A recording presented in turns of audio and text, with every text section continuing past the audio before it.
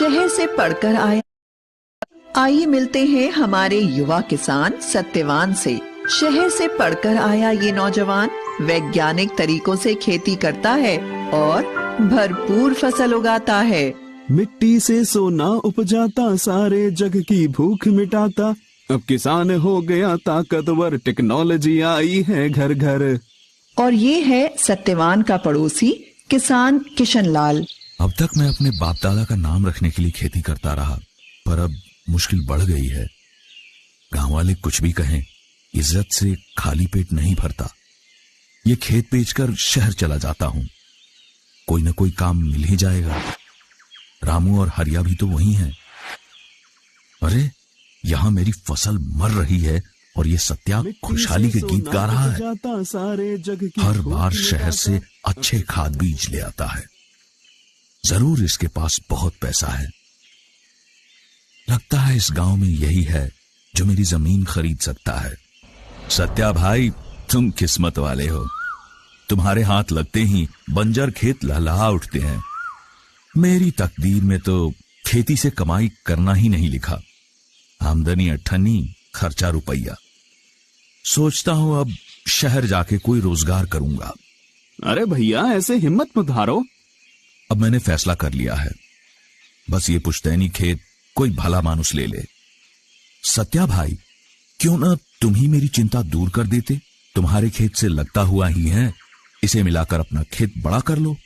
सत्यवान ने कुछ सोचकर किशन लाल की 3 एकड़ जमीन 5 लाख रुपए में खरीद ली और किशन लाल ने शहर का रुख किया। सत्यवान के खेत में सोयाबीन की भरपूर पैदावार हुई।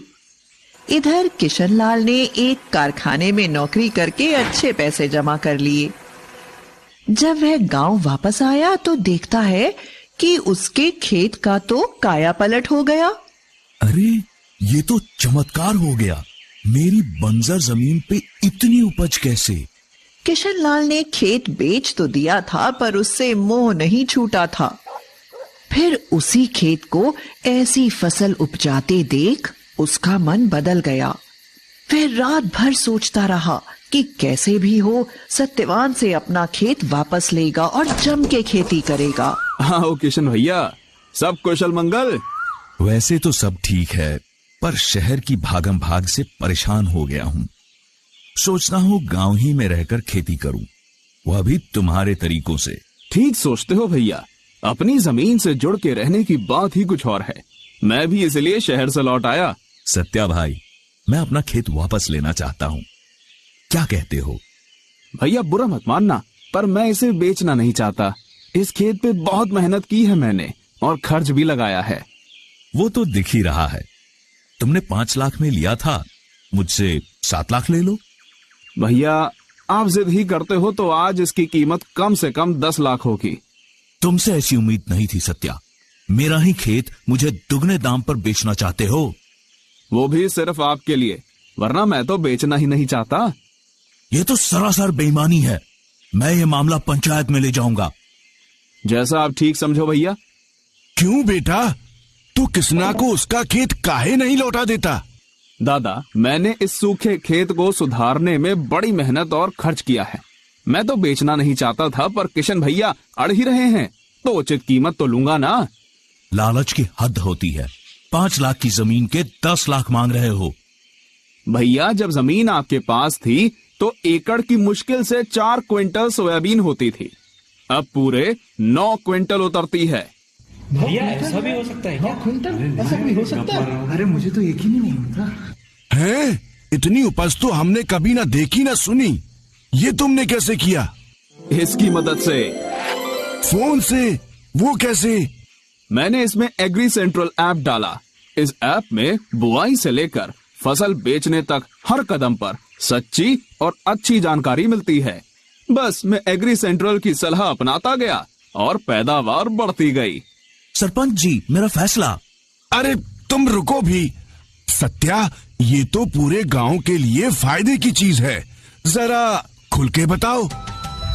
इस ऐप में है मेरे 6 सच्चे साथी। पहला है क्रॉप प्लान। ये मुझे अपनी बुआई की तारीख के हिसाब से बताता है कि कि खेत को कैसे तैयार करना, कब कौन सी खाद डालनी है, कब कौन सा स्प्रे करना और कब सिंचाई। और हाँ, खाद, बीज, दवाई सब के लिए अच्छी गुणवत्ता वाले विकल्प भी सुझाता है। काका, साल दर साल हम एक ही तरह की फसल लगाते हैं। इससे मिट्टी की उत्पादकता कम हो जाती है और रोगों का हमला भी बढ़ता है। एग्री सेंट्रल बताता है कि फसलों का फेरबदल कैसे करें ताकि मुनाफा बढ़े, खेत उपजाऊ बने रहे। पर मैंने तो हर साल अलग फसल लगाई, महंगी खाद और दवा भी डाली, पर ऐसी फसल कभी नहीं हुई। आपको पत्तियां जली हुई दिखाई देती थी तो आप उन पर झुलसा रोग की दवा छिड़कते थे, पर असल में आपके खेत की मिट्टी में कीड़े थे जो फसल को जड़ से खा रहे थे। मुझे इसका पता चला साथी नंबर 2 से, जिसका नाम है क्रॉप केयर। इसमें मैंने पौधे की जड़ों की फोटो डाल दी और इसकी जबरदस्त तकनीक ने बताया कि ये नीमीटोड नाम का कीड़ा है। फिर उसका उपचार भी बताया। आज खेत में कीड़ों का नामो निशान नहीं है। ये सब कर भी लें, पर इंद्रदेव का क्या भरोसा। मेरी फसल अच्छी हुई थी, पर कटाई करके रखी और अगले ही दिन भारी बरसात आ गई, सारा माल खराब हो गया।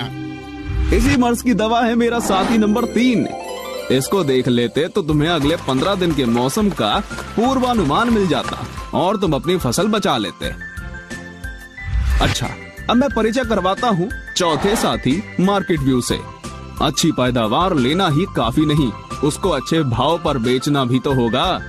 इसमें सब फसलों के देश भर के भाव और उनके उतार चढ़ाव की जानकारी मिलती है, जिससे मैं तय करता हूँ कि फसल कब और कहाँ बेचनी है। अरे वाह, मैं तो हमेशा अपना धान लाला को ही बेचता था, अब मुझे सही दाम मिलेगा। मेरा 5वां साथी बुलेटिन भी बड़े काम की चीज है। इसमें मैं कृषि जगत की खबरें पढ़ता हूँ। कौन सी नई तकनीक आ रही है, सरकार की कौन सी योजना फायदेमंद है। इसी ने मुझे बताया कि स्प्रिंकलर सेट पर 80% अनुदान है। छठा और सबसे अनोखा साथी है फार्म वॉइस।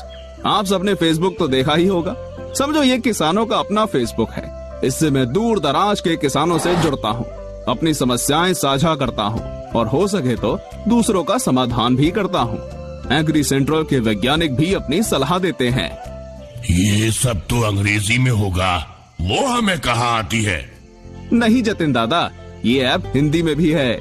आप अपनी भाषा में पढ़ सकते हो और लिख भी सकते हो। जब ये ऐप इतना सब कुछ देता है तो इसकी कुछ फीस भी तो होगी। नहीं रमेश, ये बिल्कुल मुफ्त है। लाओ, अभी तुम्हारे फोन में डाल देता हूँ। भाई, तुमने वाकई में कमाल कर दिया। ये खेत तुम ही रखो और दिन दूनी रात चौगनी तरक्की करो। तुमने मुझे एग्री सेंट्रल दे दिया, यही मेरे लिए काफी है। मेरे भाई की जमीन परती पड़ी है, उसकी साझेदारी में खेती करूंगा और तुम्हारी तरह खुशहाल किसान बन जाऊंगा। स्मार्ट किसान भैया। लो जी, इन्होंने तो अपना झगड़ा सलटा लिया और गांव वालों को एक खजाने की चाबी भी दे दी। जब हो अच्छी पैदावार हम कैसे माने हार।